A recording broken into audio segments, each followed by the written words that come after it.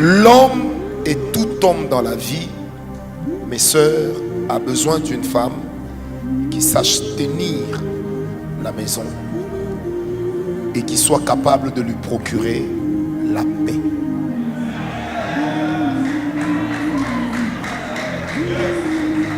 Job 5, versets 24 à 26.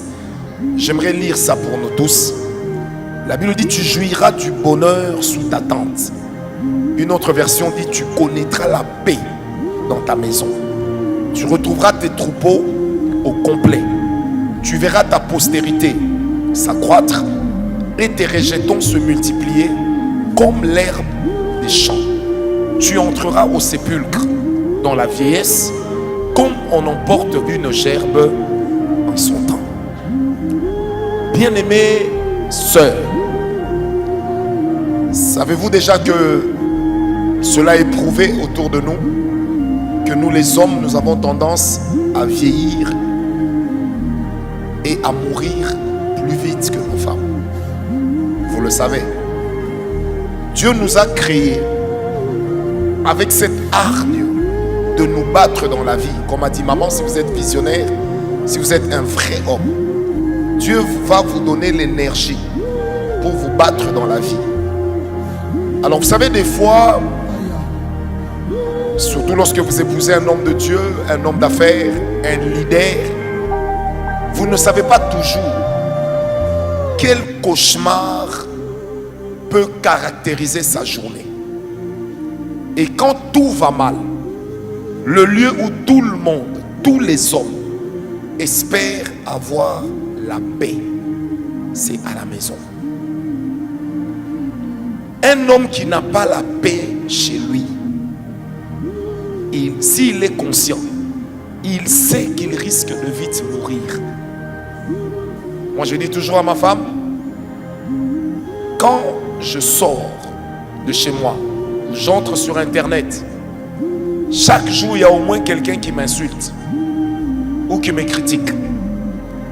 Pourquoi est-ce que ça me fait ni chaud ni froid? Parce que je n'ai pas ce climat-là à la maison. Si on te nargue à l'extérieur, on te tire à bout portant dehors et rentrer chez toi, ta femme te montre aussi que elle aussi, elle peut t'enlever la paix. C'est un problème. C'est pourquoi, frère, sœur, je vous le dis sans mettre des gants, un homme qui dans les fiançailles voit déjà que vous n'êtes pas une personne qui donne la paix, n'aura jamais envie de continuer avec vous.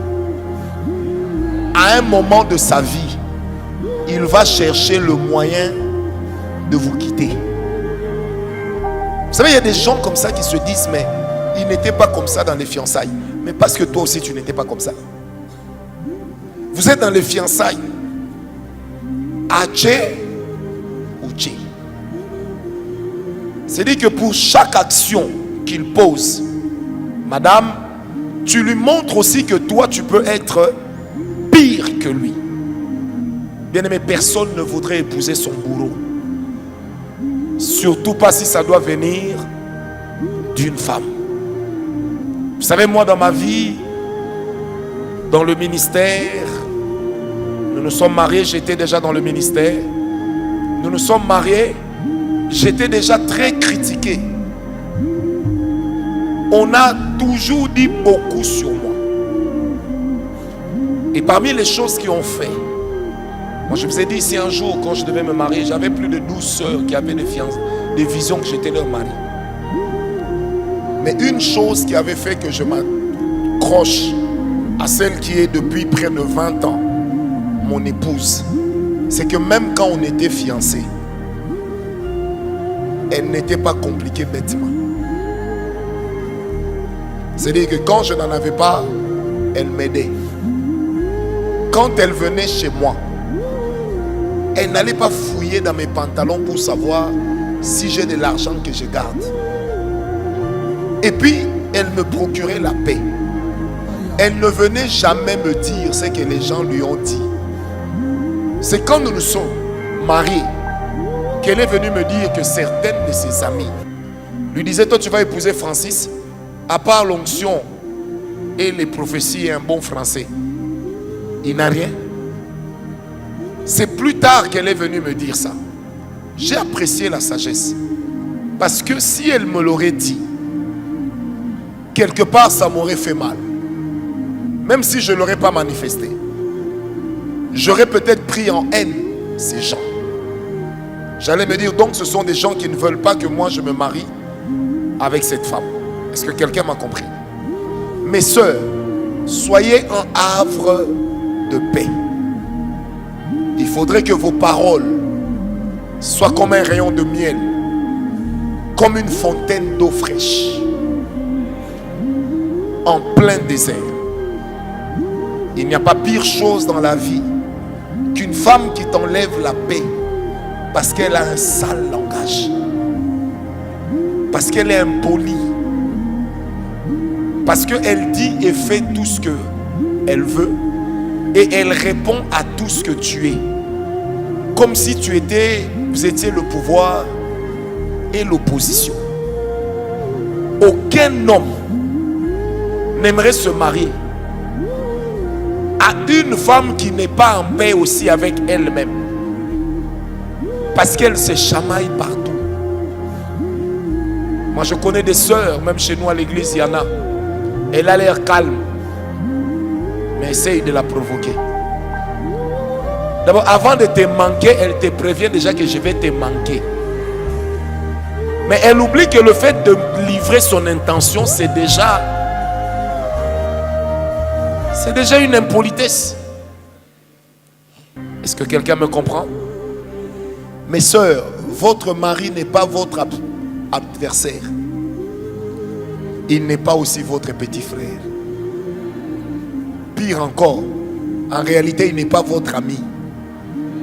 Même s'il joue l'ami, à un moment, n'oubliez pas, c'est lui, l'homme.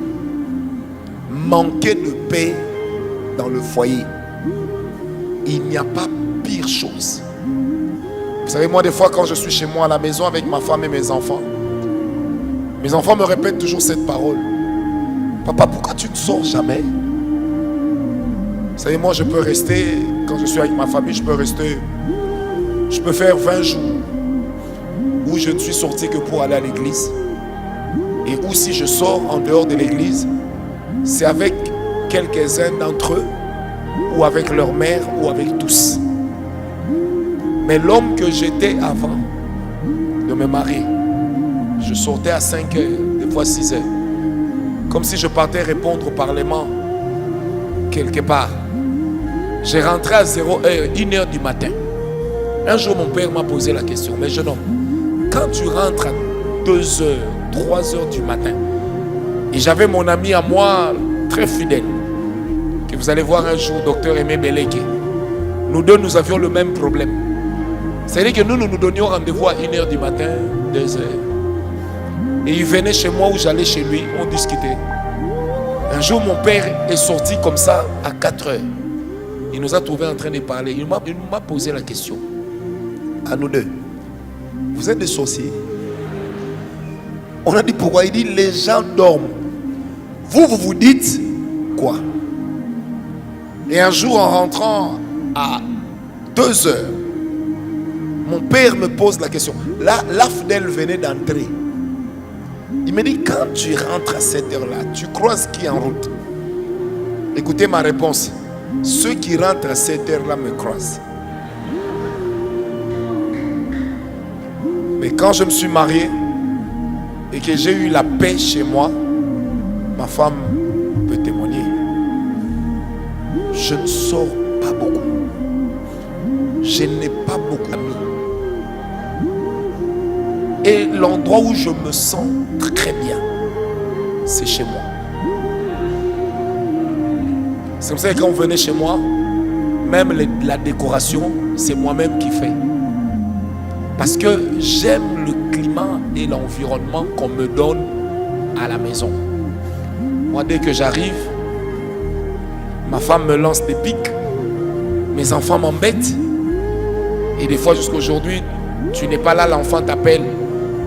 Tu prends la vidéo, tu vois ta fille aînée qui est à l'université, elle t'appelle, tu dis, Sarina, elle te dit, papa, quand tu la regardes, elle te fait ça. Et puis elle coupe. Ça fait du bien. En fait, ça te fait oublier ce que les gens disent. Ça te fait oublier tout ce que les gens pensent de toi. Parce que tu sais au moins que jusqu'à la dernière minute de ma vie, ces gens seront là pour moi. Et ça fait quelque chose. C'est pourquoi la Bible dit, tu connaîtras la paix dans ta maison seule. Or, celle qui bâtit la maison, c'est la femme. Mais celui qui est le chef, c'est l'homme. Est-ce que quelqu'un m'a compris? C'est-à-dire, j'ai besoin de la paix. Vous savez, la paix dans un foyer vous met en meilleure santé qu'un bon repas. Un homme peut bien manger, mais s'il ne connaît pas la paix dans sa maison, vous allez voir, même au bureau, il est toujours en train de récupérer même les dossiers de ses amis. Est-ce que tu ne veux pas terminer? Je peux travailler pour toi. Toi, tu dis qu'il est bon. En fait, il cherche à rentrer en retard, mais tout en trompant sa propre conscience. Nous autres, nous sommes devenus des casaniers grâce au mariage. C'est-à-dire aujourd'hui, quand je vois des fois une voiture que j'ai, moi-même j'ai dit non, si seulement Dieu m'avait donné même une Renault 4 en étant païen, je crois que j'allais sortir pour 3 jours. À l'époque, il avait un esprit, je disais qu'il avait un esprit qui lui disait sors, sors, sors, ne reste pas à la maison. Il fallait chasser cet esprit-là. Et il faut ajouter que cet esprit n'est pas parti au nom de Jésus, mais il est parti par le climat de paix qu'on m'a procuré.